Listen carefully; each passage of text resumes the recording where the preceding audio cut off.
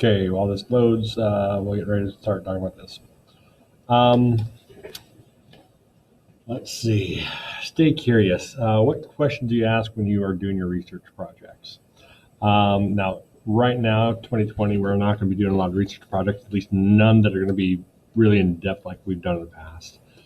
There's going to be some things that I will ask you to research, quick things to look up, and things to get back to me on. Now, this picture here, Vietnam War. Okay, we have the little caption down there. I haven't copied the caption because I wanted you guys to be able to see this. Now, I have to move my mouse, get that out of the way. But these are American soldiers dropped off by U.S. Army helicopters to join South Vietnamese ground troops to attack the Viet Cong, 18 miles north of Tay Ninh, northwest of Saigon, near the Cambodian border, March 1965. And there is the citation to Horst Voss, the photographer, AP photographer.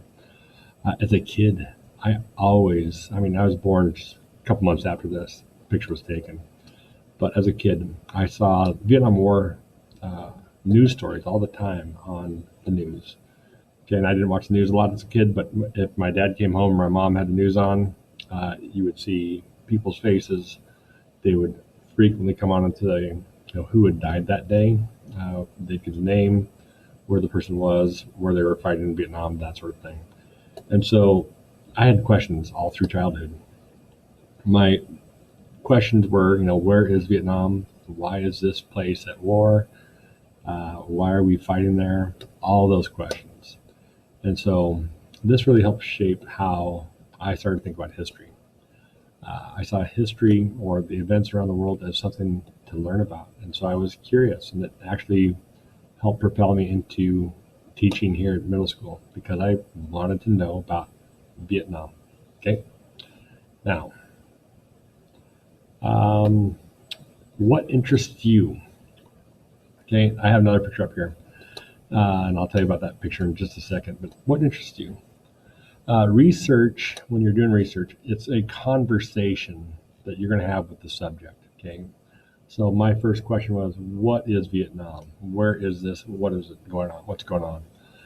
And as a kid, in my mind, I thought that Vietnam was the section of the playground. Don't laugh. But it was a section of the playground that was roped off, and this is where countries would go and fight. Okay. In my mind, I knew about World War II, and World War II destroyed a lot of the world, right? And so the countries got together and said, okay, if we ever have another big fight like this, we're going to have it in this place called Vietnam. And so in my mind, that's what I thought. Okay, nowadays, we haven't had a lot of snowball fights, but when we had snowball fights, occasionally they'd say, okay, you can only have a snowball fight in this part of the playground. If you're anywhere outside of that playground fight area, you throw a snowball, you're in trouble. Okay, that's what I thought Vietnam was. But, okay, so my question was, where is it? Why is it? Why are we fighting there? And quickly I found out that my concept of Vietnam was wrong. And so I started to ask more questions. Okay, you can't just ask one question usually and get to what you want to know. If you want to know somebody, you just don't ask them one question and walk away. You ask them a question and you start this conversation. Okay, that is what research is. You come into your subject and you ask them the questions. Okay, but first off, before you can get to the questions, you need to have some interest in this area. So I was interested in Vietnam. Okay. Now, what topics do you find interesting? And when you look at things, okay, you might engage a topic or start asking questions of a topic to see if there's any information there, to see if the sources that you're finding are actually credible and can give you some good direction. So you can ask more questions. If you ask a question that's a yes or no question, your research is going to be done quickly. Was Vietnam a place where nations would go fight? Yes. Was it agreed that all nations go fight there? Not even close. Okay. It was a war zone between France and, well, actually the Japanese World War II. They took over the French colony of Indochina, and then Indochina, when World War II ended, colonialism was supposed to end, but the Americans needed the French as in part of our North Atlantic Treaty Organization, and so we allowed the French to re-establish Vietnam as a colony. The Vietnamese fought against them, and the United States supported them. Eventually, it turned to more of a communist fight, where the United States believed that Vietnam would be communist and it would fall, and all the nations around it would then slowly turn communist, and we would fight this fight against the communists. That was part of the Cold War. Talk about that later. So, is there enough information? One thing that I find out, the more I find out about anything, the more interested I am in it. Okay, if I don't look at something, if I just hide away, I'm not going to be interested in it at all. So when you start to engage your research topic, look around, see what topics you want to know, write some questions about them. Go ask those questions. See if those questions lead to other questions, because if it's a good topic, it will lead to other questions. And that's what you need to do. So when you are looking at topics in history, okay, what do you find interesting? Is it food? Okay, look at the food that people ate back in history. Is it clothing? Is it daily life of people? Is it the houses they slept in, the beds they slept on? Is it the toys they played with? Is it what is it about the topic that is interesting? Is it the wars, the battles, the people, the men, the women, the kings, the queens? Okay, the geography. What is it about history? What do you like? Do you like the medicine, the doctors, how you can, the games, the sports, all those things, how they traveled? Okay, anything that is out there right now that you are interested in, someone back in that time frame probably did, or probably was interested in it too. And so we have ancient versions of what you're interested in. Stories, movies. Okay, they're not going to have movies, but they will have stories. They'll have books. They'll have characters that you can go back and look at.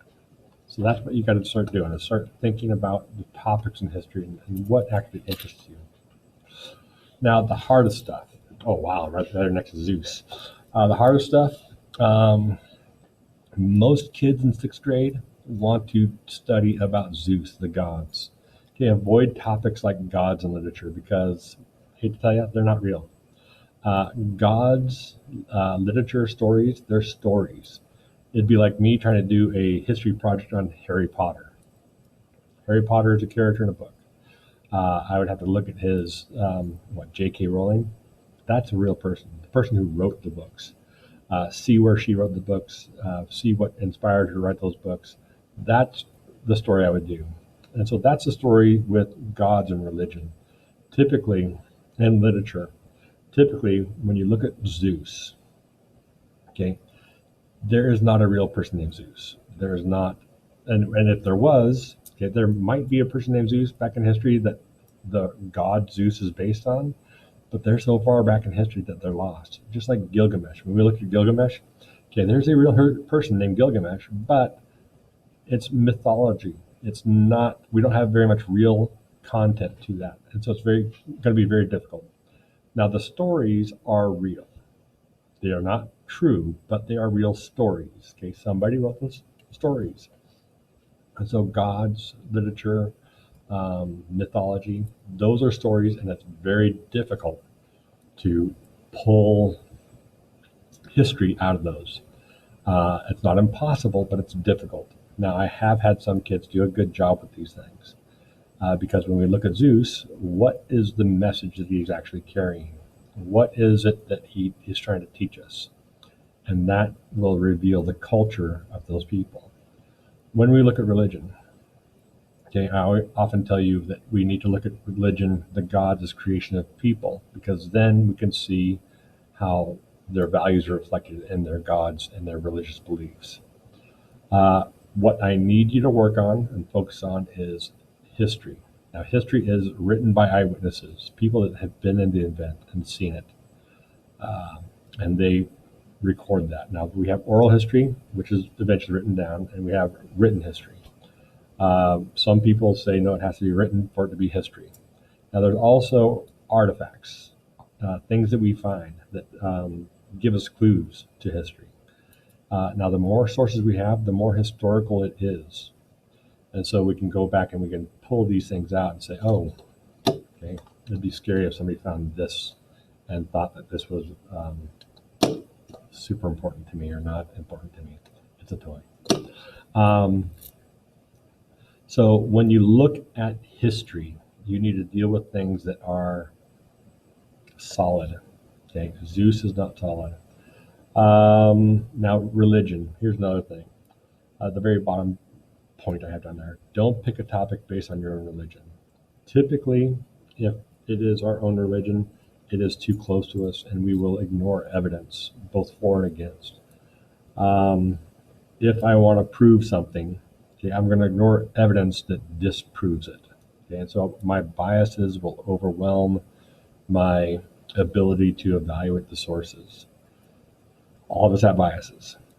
Okay, and so you got to be careful, especially when it comes to religion. And I've had students do projects with religious backgrounds and on their project, and also with their own personal lives, and they wrap themselves up in it because they want to prove their religion. Okay, religion is based on faith, and that is something that you should keep with your parents. Have them decide.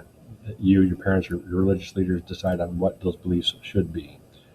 History is physical evidence. It is eyewitness reports, and so it's much more solid. Okay.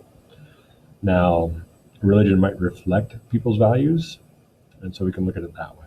But don't try to prove that there was a Garden of Eden, that Siddhartha Gautama did transapparate and became the Buddha.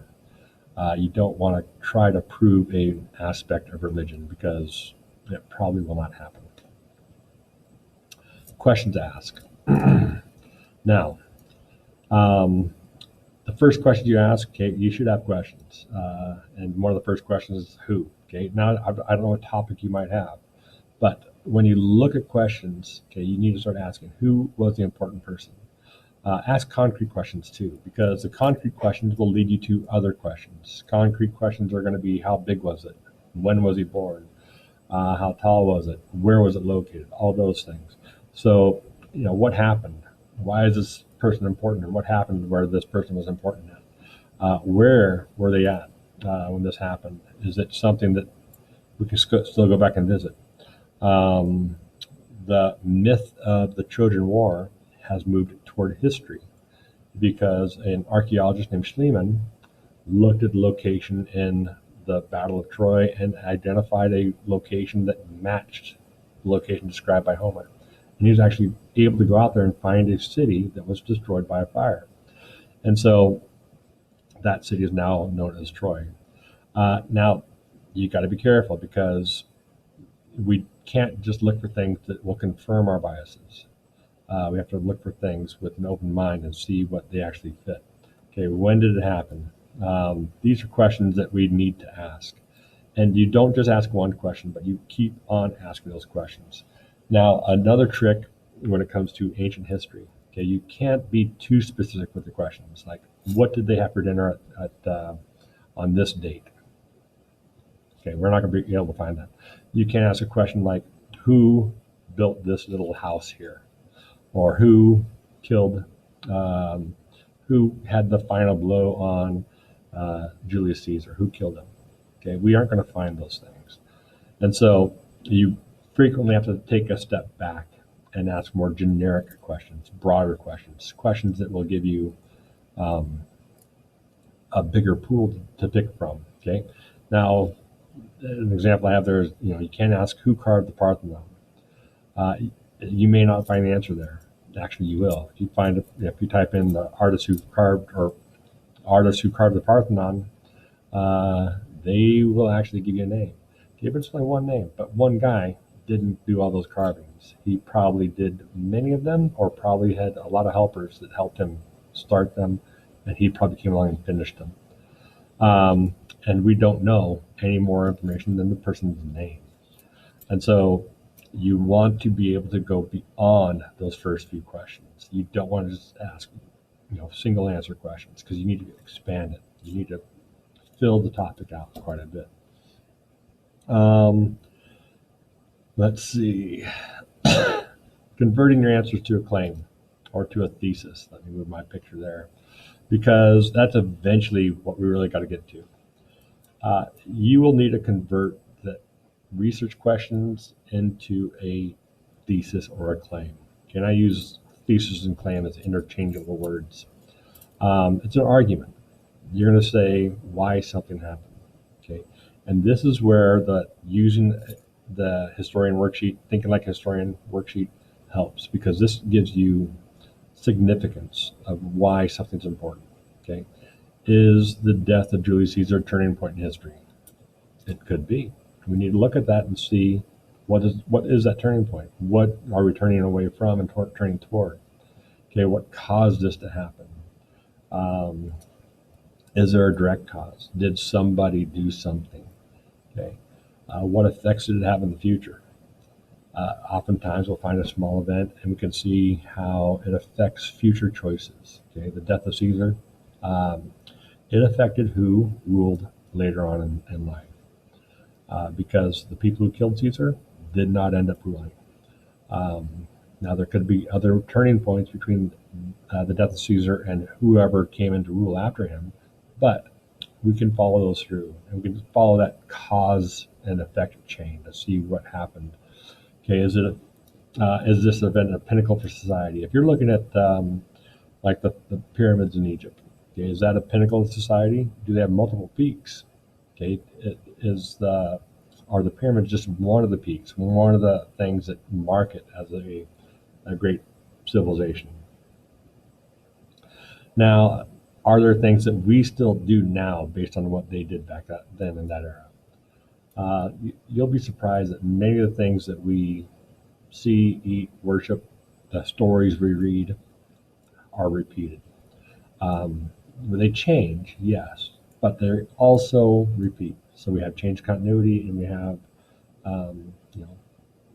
things that influence us nowadays. Now, once you get your answer to your questions, you're going to take those and develop a thesis or a claim.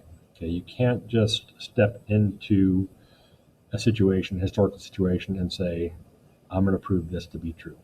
Okay, if you're doing that, you're going to ignore the evidence. Okay, if you think this is my best toy, you're going to ignore this toy, or this toy, or this sculpture a kid made for me. I like this one most. And so you got to look at the evidence.